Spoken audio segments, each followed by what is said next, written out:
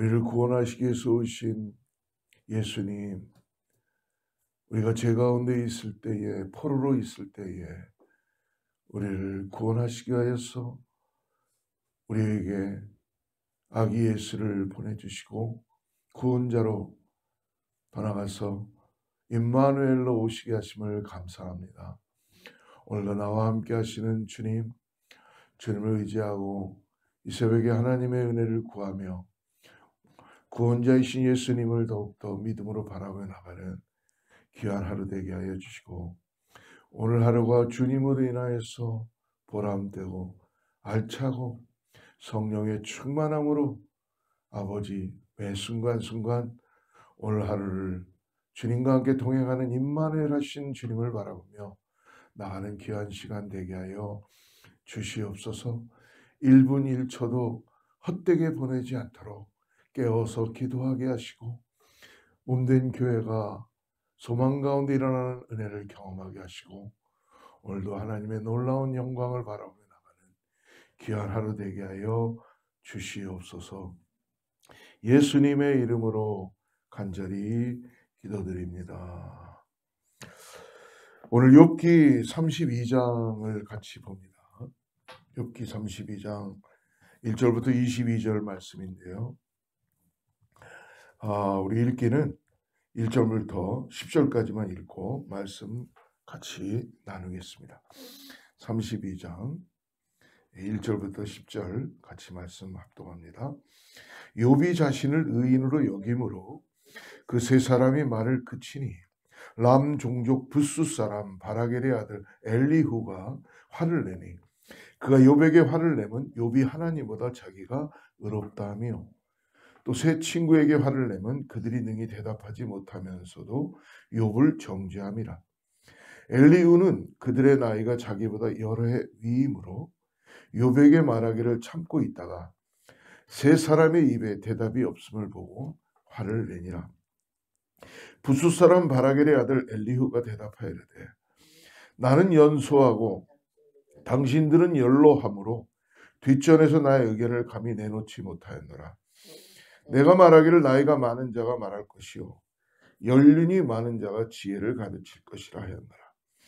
그러나 사람의 속에는 영이 있고 전능자의 숨결이 사람에게 깨달음을 주시라니 어른이라고 지혜롭거나 노인이라고 정의를 깨닫는 것이 아니니라. 그러므로 내가 말하노니 내 말을 들으라. 나도 내 의견을 말하리라. 욥기를 가만히 묵상해 보면서 깨닫는 건 뭐냐 하면, 여러 가지가 있겠지만 특별히 어제의 말씀도 그렇고 오늘 32장의 말씀도 보면 하나님을 향한 우리의 기다림이라고 표현할 수 있을 것 같습니다. 인내라고도 표현할 수 있을 것 같아요. 우리는 어떤 상황이 주어지면은 그 상황을 파악하고 그 상황에 대한 나의 생각과 나의 의견을 내놓고, 그리고 돌아가서 나의 또 어떤 의로움을 나타내고 싶은 그런 감정이 있을 수도 있겠죠. 근데 정말 우리가 매번 어떤 상황에 부닥칠 때마다 우리가 정말 침묵하는 것으로만 끝나는 것이 아니라 하나님이 주시는 지혜로 사람을 살리고 교회가 새로워지고 이 땅에 죽어가는 영혼들에게 복음이 전해지는 일이라면 하나님의 지혜를 구해야 될지를 믿습니다.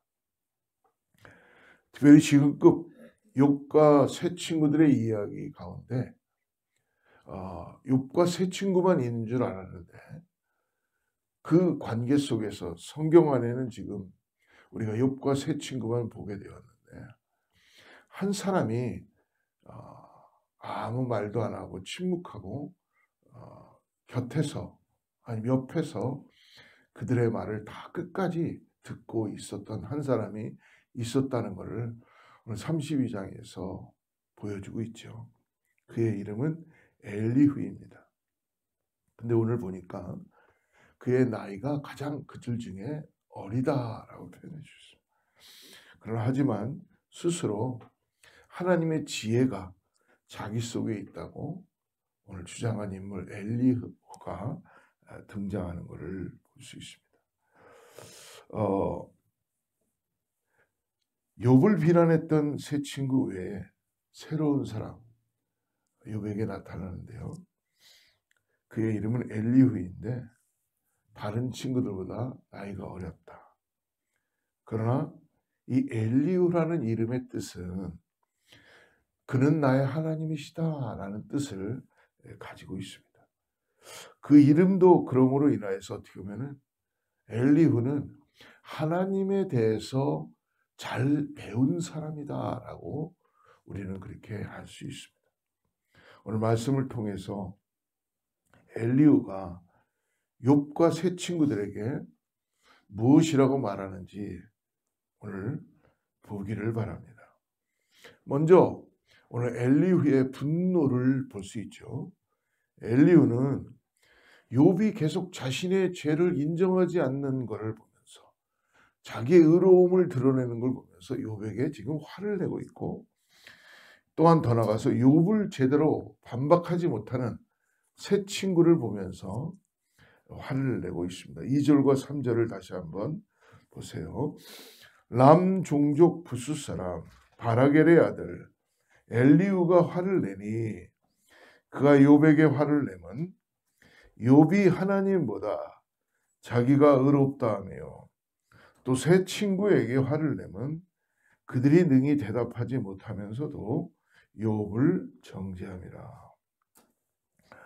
이전 31장까지는 조용히 듣고만 있던 그런 가운데서 오늘 32장에 엘리후가 등장하면서 결국은 참지 못하고 절제력이 바닥이 났습니다. 더 이상은 안 되겠다고 생각한 것이죠.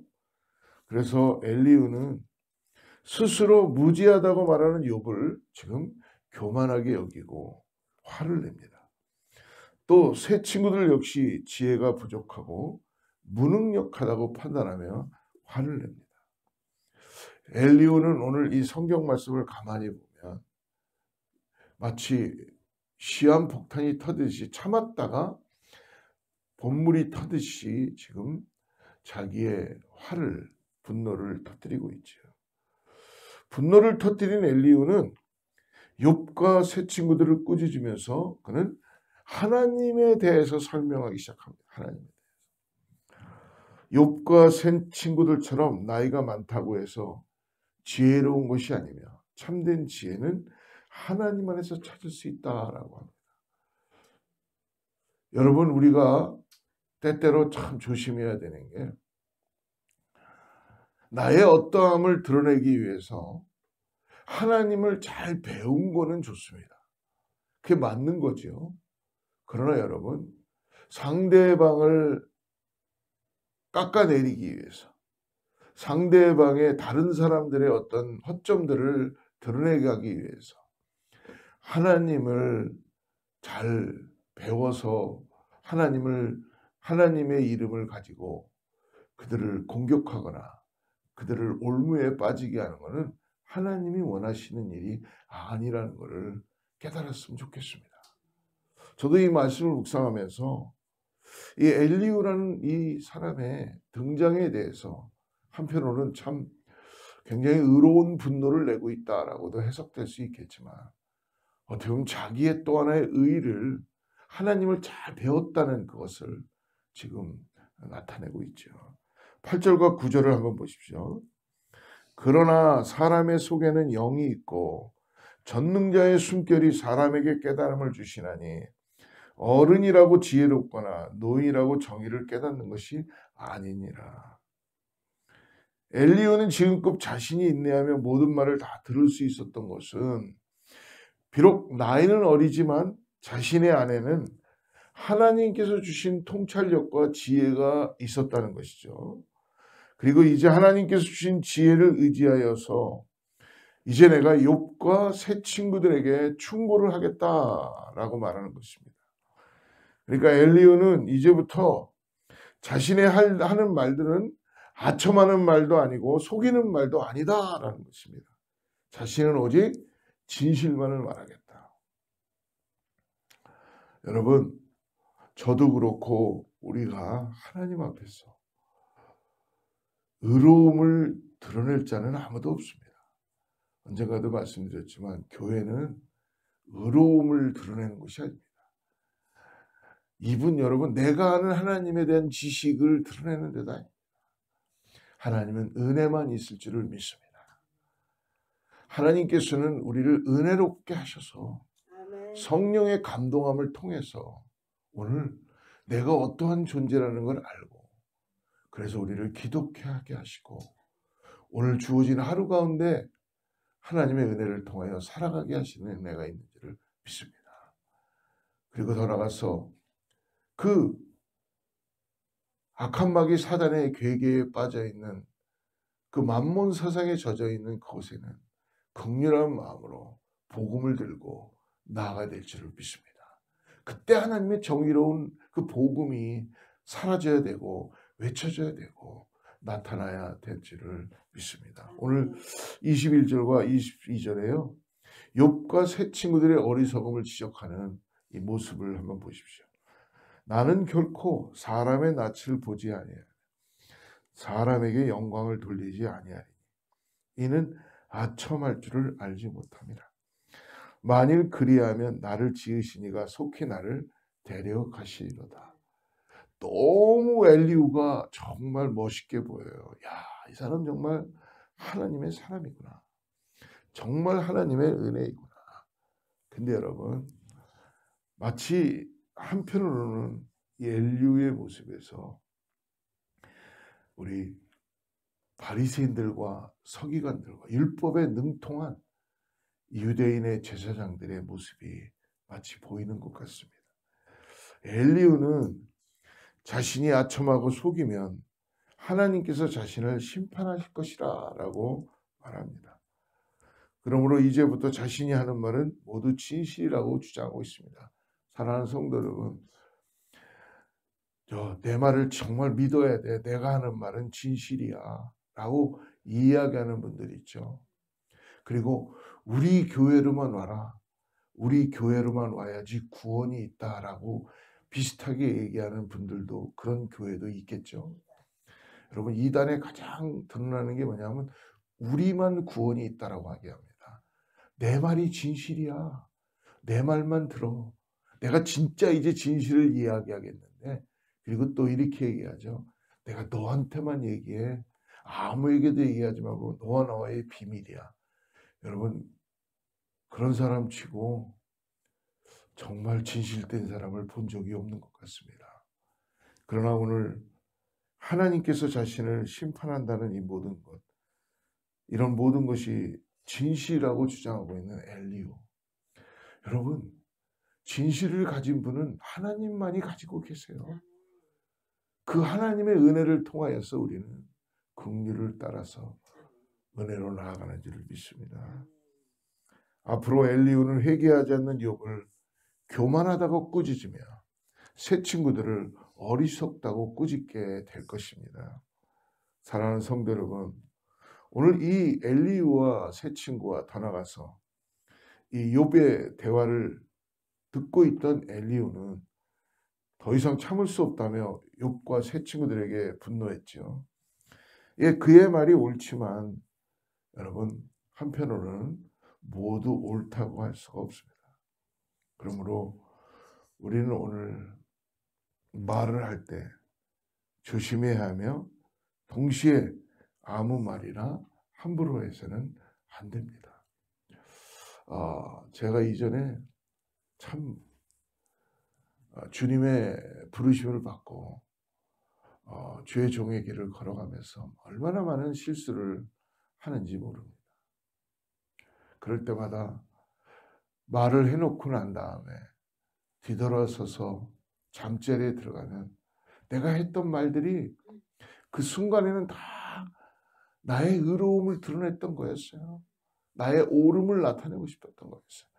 돌이켜서 가만히 잠자리에 들어가서 오늘 했던 말들을 생각해 보면 상대방을 죽이는 말이었고 상대방을 위로하려고 했던 게 아니라 나의 의로움을 드러내고 나의 어떤 옳음을 나타내고 싶었던 그런 모습들이 있었다는 아주 부끄러웠던 그런 기억들이 너무나 많이 있습니다. 그때 얘기할 때는 잘 몰랐죠. 그러나 그 다른 사람, 나하고 대화했던, 아니면 더 나가서 그런 모든 그 사람들의 생각을, 얼굴을 떠오를 때마다 얼마나 참 죄송하고 그랬는지 모릅니다. 여러분, 말은 마치 우리의 입에서 나가면 주워 담을 수 없다고 하잖아요.